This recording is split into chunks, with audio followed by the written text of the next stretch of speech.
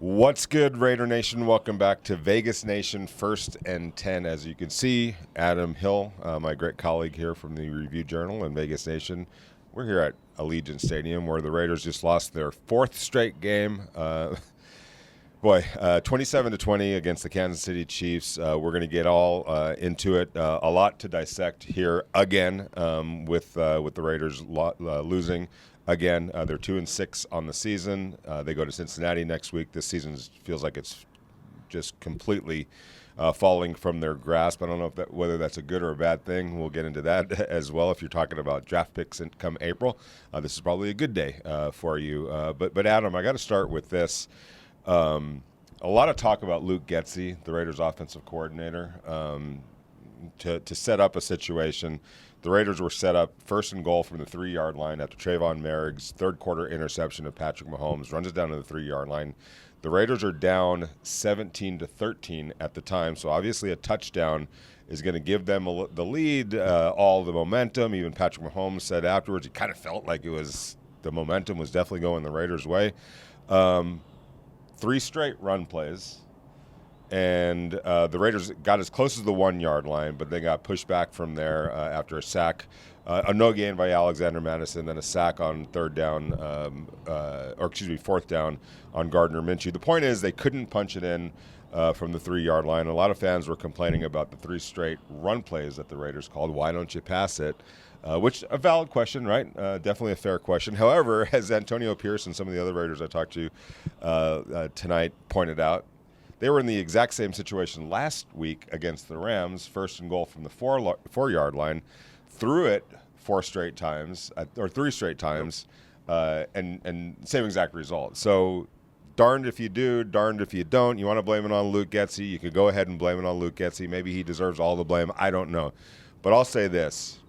If you're at the 4-yard line, if you're at the 3-yard line, as they were last week and this week, at some point it's got to be on the players to be able to punch it in from there, execute the play, get it in, and score the touchdown. And 2 straight weeks they haven't been able to do that. Regardless of what the call is. Yeah, I mean, take the call. One of those plays should work. Yeah. And if it's a running play, you have to block it up, right? If it's a passing play, get open. And today it was the running plays today. Last week the passing plays. None of it works. So what exactly do you want to call? Now I would make the argument a 2nd down is very ripe for play action in particular. Could be. Yeah. Because that's a down you expect them to probably run. So you run play action there. 3rd down you probably expect to pass. So you're just trying to outsmart everyone in that situation. But usually 2nd down would be the down to go play action there. They didn't. They chose to run it. You got to find a way to get in, and they didn't. And they weren't able to execute the play. They weren't able to score. And yeah, they're left trying to figure out what went wrong. Now, as you kind of alluded to in the end, better that they lost. But, right. If you are looking at the game just in a microcosm of, if you want to win this week, that's a situation you have to take advantage of. You have to score a touchdown there, and if you don't, you're probably going to lose the game, and they lost the game. It was the 2nd time in the game, earlier in the 3rd quarter, the Raiders were at the start of the drive at the Chiefs' 28-yard line. After a nice punt return by G.J. Turner, then there was a unnecessary roughness penalty on the Chiefs on that same exact play. Raiders are 1st and 10 at the 28-yard line. Another opportunity to potentially score a touchdown. They're down 17-10 at that point. They managed 14 yards on 10 plays from that point. Yeah. Stalls out. Daniel Carlson comes in for a short field goal. But again, trading a field goal for a touchdown, just another example of this Raiders offense not being able to do what they wanted to do, what they hoped to do, what they aspire to do. And I talked to Colton Miller, and he was really frustrated with what happened on the 1st and goal at the 3, because Adam, coming into the season, one thing that the Raiders felt like they were going to be able to do, whether it was blind, stupid faith in themselves or not, it was run the ball. Yeah. Going back to last year, it was something that they felt like they established over the last part of last season. It's just not translated. And as Colton told me, look, there was a lot of things that the Chiefs were doing in that situation, stunts, loops, and he said it created some loopage and leakage. Not a good thing. Is what he said. In layman's terms, unblocked tacklers, defenders that squashed what the Raiders were trying to do in the run game, and then ultimately sacking Gardner Minshew. But Colt Miller's a proud player. I know the Raiders' offensive line are proud players, and they want to do right. What do you make of the inability to be able to be the physical team that they wanted to be? Yeah, I think 21 carries for 33 yards. 1.6. I think I saw a stat that 4 times this year a team in the NFL has been held below 2 yards a carry. Twice it's been the Raiders. 2 times. So they just have not been able to run the ball, and that's what they wanted. I have talked about this before. I think running the ball is stupid. You shouldn't even be doing it, but this is what they wanted their identity to be. Now, in some cases, it's good. Like Baltimore is really good at it, so they should probably do it. Right. But for the most part, I think runs are wasted downs. In this case, like they want to be a running team. Right. They want to be what the Ravens are. Yeah. They don't have the personnel to do it. They're not good enough. And I think I'm going to disagree slightly with Adam. I don't think – I think in the Raiders' case, it's been a waste of time. I think in some situations, Baltimore and there's some other teams. It's good when you're good at it. It's thank you. Yeah. Yes, let's it's make good when you're good at it. And they're not good at it. But too many teams. What I was referring to is too many teams in the league are like, we want to establish a run. Well, if you're not good at it, it's just stupid to do. Right. So in this case, kind of stop. Yeah. And they won't. They're dedicated to it. They want to be dedicated to it. They want to be.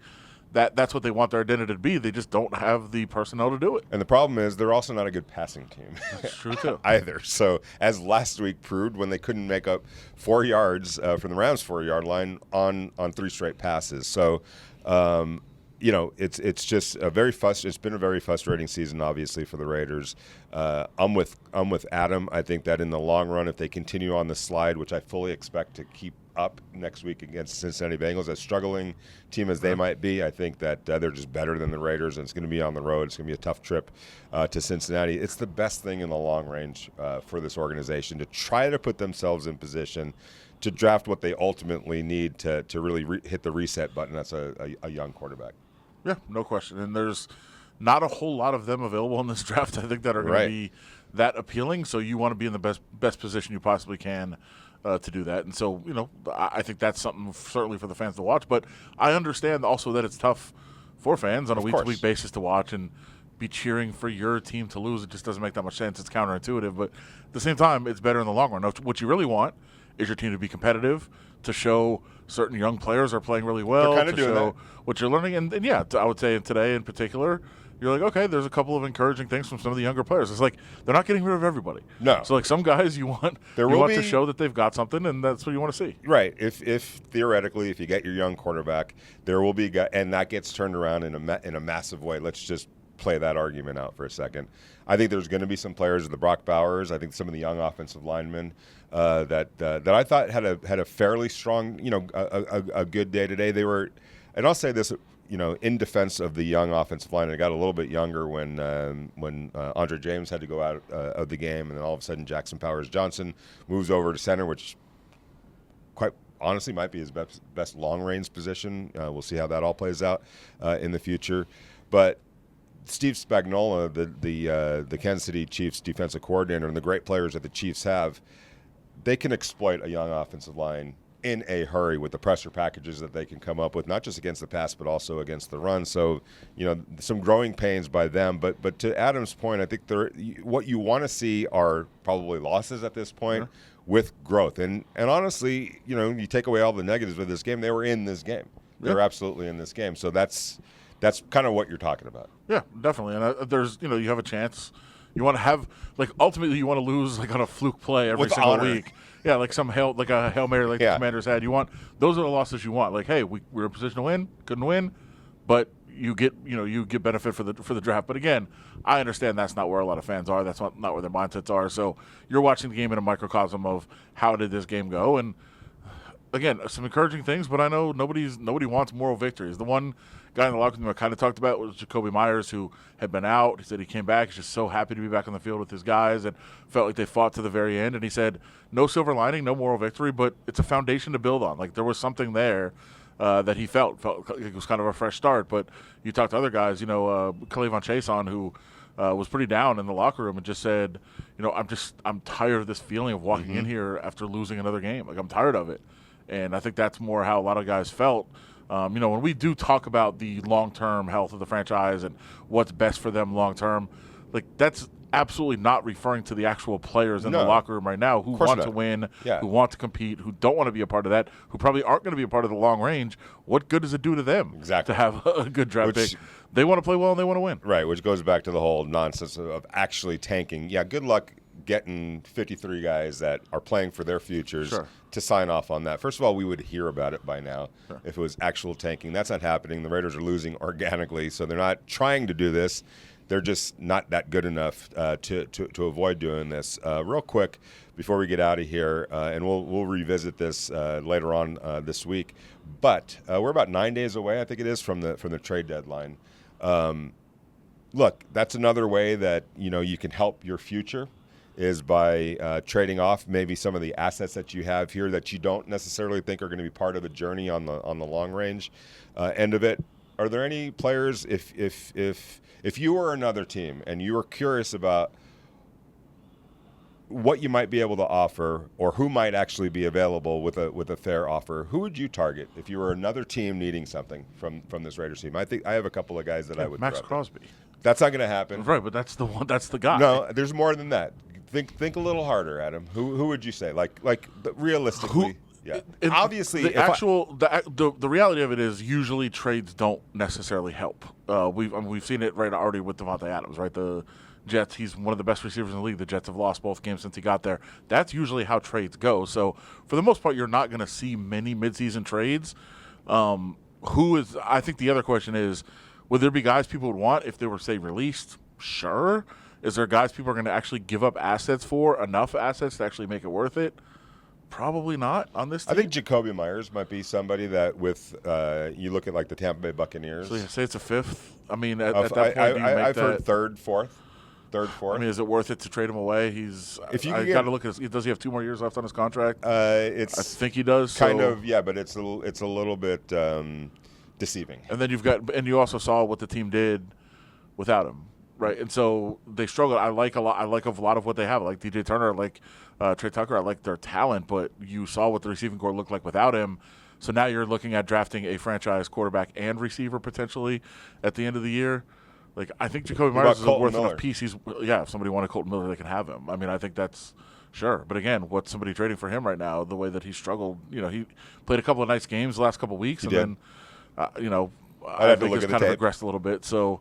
What are you getting for him? Again, are there pieces you should consider? Sure. And if somebody came and said a third-round pick for Colton Miller, yes, of course, you should do that. But what are you going to get? Now, the Max Crosby discussion is another one to have at a completely different time. Like, should they be trying to trade Max Crosby? No. But if a team came tomorrow and said they were offering 2 firsts, a second, and a potentially good quarterback, you'd have to say yes to that. A potentially good who are you thinking?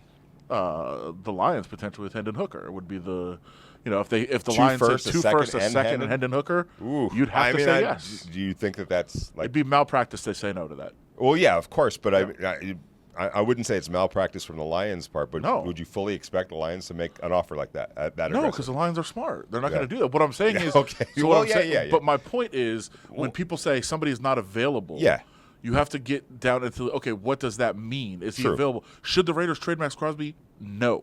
And I'm sure, if people were, he said they should trade him. No, I didn't. They shouldn't trade him. What I'm saying is, if some team came with a ridiculous offer that no team's coming with, then you have to at least listen to it and, in a case like that, potentially say yes to it. And why are we even having this conversation? Because the Raiders are 2-6. Yeah. And the season is, as we talked about at the top of the show, slipping from their grasp, if they ever really had any grasp on this season. I did hear, I'll just get back to that. Somebody said the other day, could you imagine how bad this team would be without Max Crosby? And I said, how could they be worse? Yeah, exactly. And that's nothing against Max Crosby. Obviously, he's a fantastic player. He's unbelievable. That's why the discussion is even being had, because he is so good. Right. You have to have that discussion of how much would somebody be willing to pay for him. Absolutely. So I don't know. Who knows what might happen between now and the trade deadline? I don't think that they're going to get the Godfather offer that Adam just described. Certainly not. Neither do I. And that's why I don't think they're trading him, and they shouldn't trade him. Right. But do you think that there's a reasonable offer that somebody would make that the Raiders should consider? Because I think that's too wildly out there. But what would you like? 2 first-round picks, a first round and a second-round pick, and first and a second, I wouldn't do. It would have to be 2 firsts as a starting point, and then something else. But again, I don't think anybody's making that offer, and I also don't think Max Crosby should be traded. Like, Yeah. all these discussions are possible to have to say, I don't think they should trade him. I don't think there's going to be a big offer. But if there was, you would have to at least listen. Right, absolutely. We don't think that's going to happen, but if somebody got crazy, got nuts. Herschel Walker trade. A Herschel Walker trade. That was the entire draft, by the way. It was 3 straight drafts. It was 3. Yeah. I know because I grew up a Vikings fan. It was a first, second, and third for 3 straight years. Yeah. Insane. Yeah. And a couple players were thrown in So there. if somebody made that offer, the Raiders would have to say yes. Exactly. So like I said, the reason we're even having this discussion is because of where the Raiders are. And if you're a Raider fan, you need to start thinking about the future and how do you fortify the future? How do you enhance the future? Because you're facing another long second half of the season. And an off season where there's going to be major questions. And the last thing I'm going to say is there were some curious coaching decisions. Again, there were curious decisions in terms of play calling, end of the first half, time management. Even at the end, toward the end of the game, where they started calling some timeouts. Way too early. Way too early. Yes. So it's just. It just continues to be a reoccurring issue, and everyone knew and understood. When Antonio Pierce was hired, there was going to be some growing pains. Along the lines of that. But I don't know that I see the growth, Adam, when it comes to that. No. And this is something we talked about last year quite a bit. At the end of the year, they were the worst team in the league while Antonio Pierce was the coach in terms of game management, in terms of fourth down decision making. They were as bad as it got. And, he said that, he focused all offseason trying to get better. He brought in a lot of other voices. Maybe it's too many voices. Maybe there's too many people talking on the headset while he's trying to make the decisions. I don't know what the process is, but it hasn't gotten much better. There's a lot of really, really bad decisions that are made in terms of game management and fourth downs. And, if you make the right decisions, doesn't mean you're automatically going to win. Of course not. But it gives your team a better chance. Right. Exactly. It's for people that are poker players out there. You understand that. I always try to put it in the terms of a GPS when you're driving home. It tells you the best route. Sometimes there's going to be an accident, right? Maybe, hey, this is the best route. Well, there's an accident. The other way would have been better, even though the GPS said it was 12 minutes longer. Okay, that could happen. You don't know, but it gives you the best map for how to go about trying to win a football game, and they don't seem to really understand that. I do wonder if we're ever going to get to the point where the coaches can be the GPS. AI can coach your game. Oh, they should. They absolutely should. Yes. They'd be a lot better off. And there are programs out there. The problem is how quickly you have to make those decisions. And it can give you a pretty quick readout, but you have to just trust who's upstairs, who's telling you all those things. But those things are out there, and probably it would be good to use them. Yep, absolutely. All right, so 2-6. The Raiders are on a 4-game losing streak, their longest since 2019.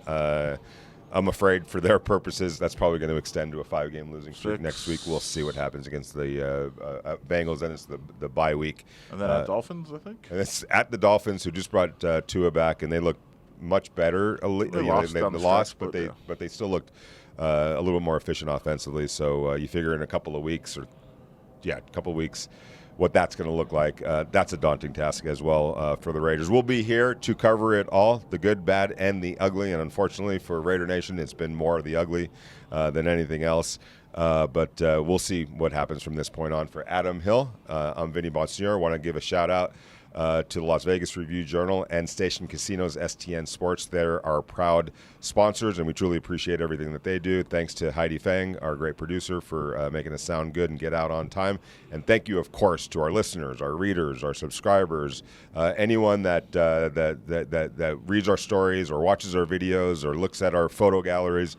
We've got it all covered, A to Z, with the Raiders, and we thank you for your support. Hang in there. We'll be back middle of the week next week to talk about the Bengals game and put some final touches on this game. Until then, I'm Vinny Bonsignore. He's Adam Hill. See you guys next week.